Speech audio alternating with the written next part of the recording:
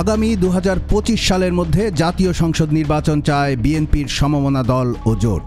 নির্বাচন সংক্রান্ত এই ইস্যুতে তারা অন্তর্বর্তীকালীন সরকারকে এর বেশি সময় দেওয়ার পক্ষে নয়। এই ইস্যুতে নিজ নিজ জায়গা থেকে লিফলেট বিতরণ ও মিছিল সহ কর্মসূচি পালন করবে তারা।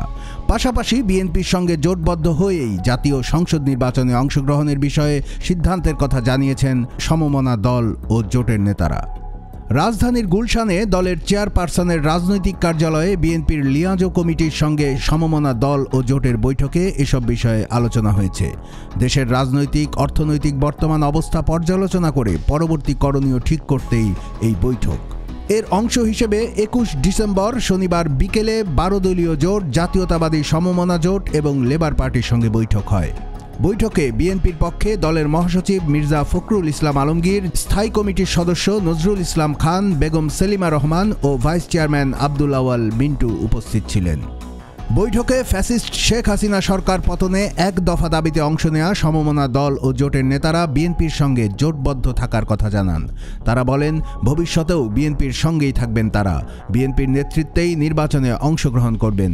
তবে বৈঠকে এ নিয়ে কোনো চূড়ান্ত সিদ্ধান্ত হয়নি। বিএনপি এখন যুগপৎ আন্দোলনের দল ও জোটগুলোর মতামত নিচ্ছে। পরবর্তীতে অন্যান্য দল ও জোটের সঙ্গেও বৈঠক করবে দলটি।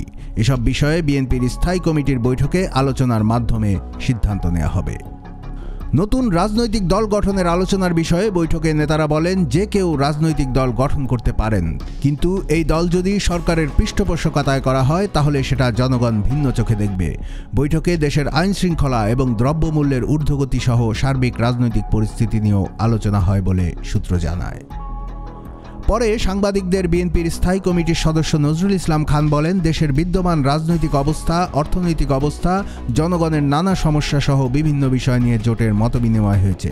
ফ্যাসিবাদ বিরোধী আন্দোলনে থাকা রাজনৈতিক জোট ও দলগুলোর সঙ্গে ধারাবাহিক বৈঠকের পর কোনো সিদ্ধান্ত হলে গণমাধ্যমকে তা পরবর্তীতে জানানো হবে। 12 দলীয় জোটের প্রধান ও জাতীয় পার্টির কাজী জাফর সমর্থিত অংশের চেয়ারম্যান মোস্তফা জামাল হায়দার বলেন, বৈঠকে দেশের বর্তমান পরিস্থিতির প্রেক্ষাপটে আগামী দিনের কর্মসূচি কী হওয়া উচিত তা নিয়ে দলগুলো নিজেদের মধ্যে আলোচনা করেছে, কিন্তু কোনো চূড়ান্ত সিদ্ধান্ত হয়নি। কুমিল্লার কাগজ, নিউজ ডেস্ক।